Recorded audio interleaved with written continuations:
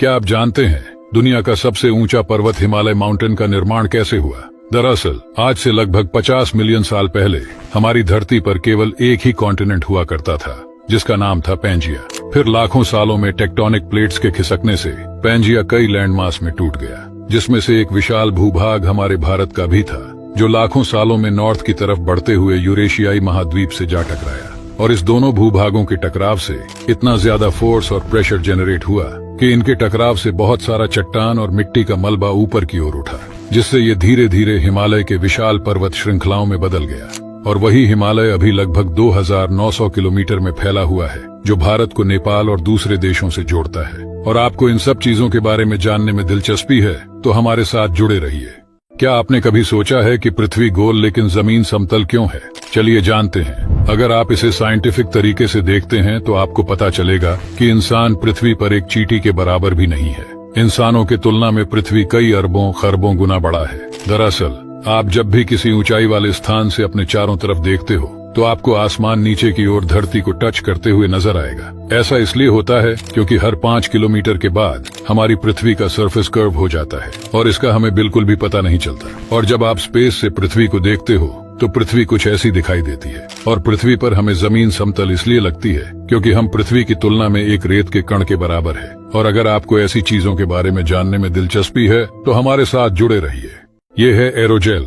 ये दुनिया का सबसे हल्का सॉलिड मटेरियल है जो 99% एयर यानी हवा से बना है। एरोजेल स्टील से भी 150 गुना मजबूत होता है और हवा से भी हल्का होता है। ये इतना हल्का होता है कि इसे वेट मशीन पर रखने पर भी आप इसके वजन का पता नहीं लगा पाओगे।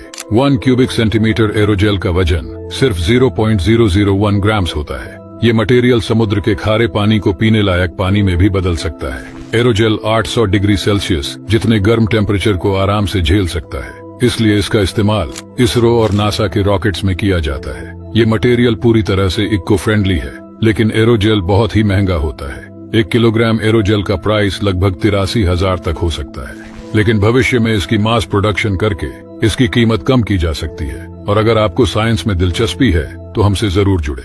क्या आपको पता है साल 2017 में पहली बार हमारे वैज्ञानिकों ने एक ऐसे ऑब्जेक्ट को डिटेक्ट किया जो कि हमारे सोलर सिस्टम का था ही नहीं। इस ऑब्जेक्ट की स्पीड इतनी तेज थी कि यह सूर्य की ग्रेविटी से भी निकल गया। इस ऑब्जेक्ट को ओमुआमुआ नाम दिया गया, जिसका मतलब है दूर से आने वाला पहला वस्तु। इसकी कोई टेल नहीं थी, यानी सूर्य की हीट और रेडिएशन का इस पर कोई प्रभाव नहीं पड़ रहा था, जिसका सिंपल अर्थ है कि यह किसी अननोन मेटल से बना होगा। हैरानी की बात तो यह है कि इस बनावट का ऑब्जेक्ट हमारे वैज्ञानिकों ने आज तक अपने सोलर सिस्टम में नहीं देखा, जैसे कि कोई दूसरे सोलर सिस्टम से एलियंस ने हमसे संपर्क करने के लिए इसे भेजा हो।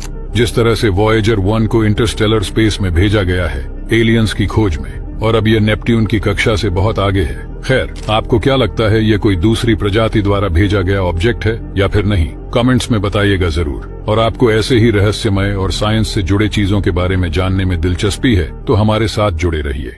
ये है गैलियम, एक ऐसा धातु जिसका नेचर बिल्कुल मर्क्यूरी जैसी होती है, क्योंकि मर्क्यूरी की तरह गैलियम भी रूम टेम्परेचर पर लिक्विड फॉर्म में होता है। ये एल्यूमिनियम का सबसे बड़ा दुश्मन है। जब मर्क्यूरी किसी एल्यूमिनियम की वस्तु पर पड़ती है तो केवल इन्फेक्टेड एरिया पर ही इसका प्रभाव दिखता है, लेकिन गैलियम को गलती से भी एल्यूमिनियम पर डाल दिया जाए तो ये पूरे एल्यूमिनियम के स्ट्रक्चर को ही तहस नहस कर देगी। आप देख सकते हैं कि जब एल्यूमिनियम से बनी वस्तुओं पर गैलियम को डाला जाता है तो एल्यूमिनियम से बनी वस्तुएं पूरी तरह भंगुर हो जाती है। और आपको ऐसे ही साइंस में दिलचस्पी है तो हमारे साथ जुड़े रहिए। साइंटिफिक रिसर्च के मुताबिक दुनिया का सबसे बड़ा वो सहारा का रेगिस्तान ही है, जिसकी वजह से अमेज़न रेन फॉरेस्ट कायम है। अगर हम पूरे सहारा डेजर्ट को सोलर पैनल से भर दें तो ये 2.5 मिलियन टेरावाट इलेक्ट्रिसिटी प्रोड्यूस कर सकता है, जो करीब इतनी ही इलेक्ट्रिसिटी है जो हमारे जैसे 96 प्लैनेट्स की इलेक्ट्रिसिटी कंजम्पशन को पूरा कर सके। लेकिन अगर ऐसा होगा तो सहारा ठंडा हो जाएगा और दुनिया का क्लाइमेट साइकिल डिस्टर्ब हो सकता है। इसकी वजह से सहारा में बारिशों का सिलसिला बहुत बढ़ सकता है, और वही इसका विपरीत अमेज़न रेन फॉरेस्ट में बारिशों की कमी हो सकती है और धीरे धीरे अमेज़न रेगिस्तान में बदल सकता है। नासा की सैटेलाइट ने सहारा और अमेज़न का एक अजीब कनेक्शन भी ढूंढा है। हर साल सहारा से 182 टन रेत उड़कर अमेज़न तक आती है। इस रेत में फास्फोरस ज्यादा होने की वजह से ये अमेज़न की प्लांटेशन के लिए बहुत फायदेमंद रहती है। और आपको इन सब चीजों में दिलचस्पी है तो हमारे साथ जुड़े रहिए। पृथ्वी पर कुछ ऐसी जगह है जहां पर लगभग 6 महीने से भी अधिक लंबा दिन होता है। यह अद्भुत दृश्य हमें नॉर्वे, फिनलैंड और अलास्का इन कुछ जगह पर देखने को मिलता है जो कि आर्कटिक सर्कल के अंदर आती है।